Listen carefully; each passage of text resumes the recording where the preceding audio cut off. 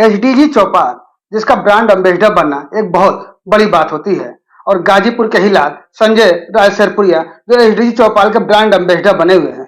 Brand ambassador बनने के बाद इनकी जिम्मेदारियां भी बढ़ गई हैं और उस जिम्मेदारी को निभाते हुए उन्होंने गाजीपुर के लिए एक इन्वेस्टर की खोज की और वो इन्वेस्टर गाजीपुर में 100 करोड़ रुपए का एक अपना प्रोग्राम लगाने जा रहा है। क्या है उनका प्रोग्राम और संजय राय शेरपुरिया का क्या है उसमें सहयोग, हम उनसे जानने का प्रयास करते हैं।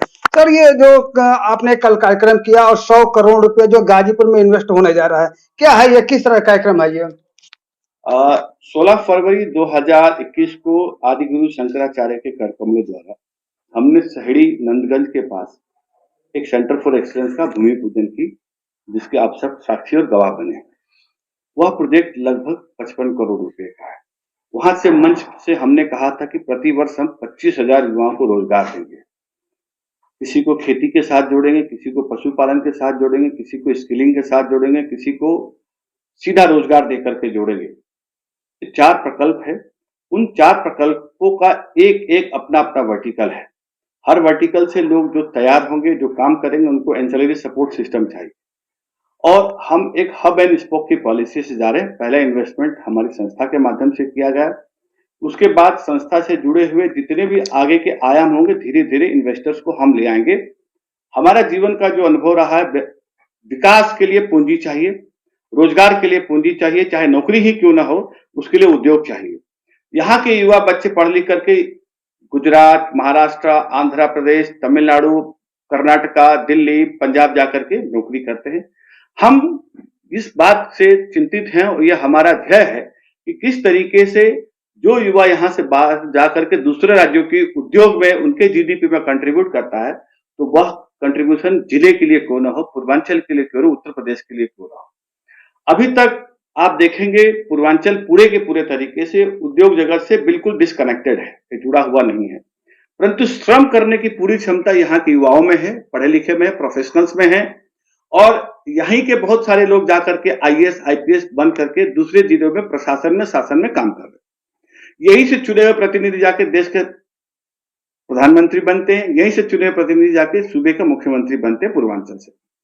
जब 2014 में देश के यशस्वी प्रधानमंत्री ने बनारस से लड़ा, तब से हम लगातार प्रेरित हैं कि क्या कुछ हम इन्वेस्टमेंट करके किस तरीके से, जिस तरीके से उन्होंने गुजरात को इन्वेस्टमेंट डेस्टिनेशन बनाया, उन्हीं के संकल्पों, उन्हीं के द्वारा चलाए गए मार्ग पे चल करके क्या हम गाजीपुर जिला को पूर्वांचल का डेस्टिनेशन हब बना सकते हैं क्या? यह संकल्प लेकर के 2014 से हमने काम करना शुरू किया। डाटा पे काम किया, आंकड़े पे काम किया, प्रोफेशनल को जोड़ा, टीचर को जोड़ा, स्टूडेंट को जोड़ा और साथ साथ में यहाँ के काम करने वाले लोग जो बाहर चले गए, अमेरिका में, इंग्लैंड में, सिंगापुर में, उनको भी आह्वान किया कि चलो गाजीपुर।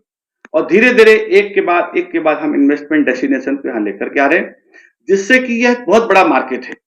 हर जिले की अपनी जीडीपी होती है। मैं एक पहला शब्द कह रहा हूँ, जिले की जीडीपी होनी चाहिए जो लगातार सस्टेनेबिलिटी पे काम करता हो।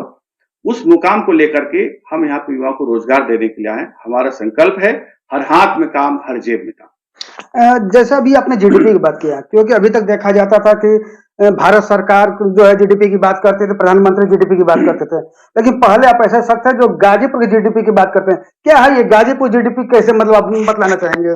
देखिए, एक्चुअली जो गांधी जी ने सपना देखा था ग्राम स्वराज्य, उन्हीं की सपनों से संकल्पित होकर के, उन्हीं की प्रेरणा को लेकर के हमने जो गांव की अर्थव्यवस्था, उस पर मैं बात कर रहा हूँ। जब तक आप गांव में स्वरोजगार के सिस्टम डेवलप नहीं करेंगे, जब तक आप ग्रामीण अर्थव्यवस्था को ऊपर नहीं लेके आएंगे, जब तक गांव के लोगों की परचेजिंग कैपेसिटी नहीं बढ़ाएंगे, तब तक वह इन्वेस्टमेंट डेस्टिनेशन नहीं बन सकता। परचेजिंग कैपेसिटी बढ़ाने के लिए आपके आय के स्रोत को बढ़ाना पड़ेगा। तो पहला काम हम कर रहे हैं यहाँ के आय के स्रोत को बढ़ाने के लिए। आय के स्रोत बढ़ाने के लिए जो यहाँ के कृषि के प्रोडक्ट हैं, 2022-23 में हमने $1 बिलियन, मतलब कि लगभग 7,500 करोड़ का एक्सपोर्ट का हमने लक्ष्य रखा है। एपीडा के साथ मिलकर के हम लोग आईआरआई के साथ मिलकर के बीज का प्रोसेस पे यहाँ बात कर रहे हैं। आईआरआई के साथ मिलकर के यहाँ पे किसानों को उन्नत तकनीकी की बात कर रहे हैं। हम यहाँ पे डाइवर्सिफाई खेती की बात कर रहे हैं, हम यहाँ पे क्लस्टर बेस्ड खेती की बात कर रहे हैं, हम यहाँ पे कोऑपरेटिव खेती की बात कर रहे हैं और हम यहाँ से बने उत्पादन को विदेश में बेचने की बात कर रहे हैं। ये जब चीजें जमीन पर उतर जाएगी, बहुत सारे एपीओ हमने अपने संस्था के माध्यम से आह्वान कर दिया है कि हम इस साल हमारे साथ लगभग 40,000 किसान जुड़ जाए। जिससे कि बीज उत्पादन यहीं से शुरू हो जाए। जो बीज उत्पादन होगा उसकी मार्केटिंग के दायित्व हम इंडियन एग्रीकल्चर रिसर्च इंस्टीट्यूट को देंगे, एपीडा को देंगे, नेशनल सीड कॉर्पोरेशन को देंगे, उत्तर प्रदेश बीज निगम को देंगे कि आप जो बीज अभी बाहर से खरीद के लाते हैं, बीज पूर्वांचल की धरती से बनेगा और यहाँ के किसानों के माध्यम से उत्तर प्रदेश, बिहार, बंगाल, राजस्थान सभी राज्यों में संजय जी, ये तो अभी रहा आपका व्यवसाय का दायरा, जो आप लोगों यहाँ के लोगों को रोजगार देने की बात कर रहे हैं। लेकिन गाजीपुर में जब से आप आए हैं और अब तक की अगर बात करें तो लोगों में एक कौतूहल बना है कि आखिर यह व्यक्ति जो है अचानक से गाजीपुर में पिछले 6 महीने से आकर और इतना करोड़ों रुपया जो गाजीपुर में खर्च कर रहा है, तो इसके पीछे मकसद क्या? कहीं ना कहीं वो लोग जो है राजनीति से जोड़ देख रहे हैं। देखिए, राजनीतिक क्षेत्र के लोग, उनसे मैं पूछना चाहता हूं, आपने क्या काम किया? क्या आप युवाओं को रोजगार देने का काम किए?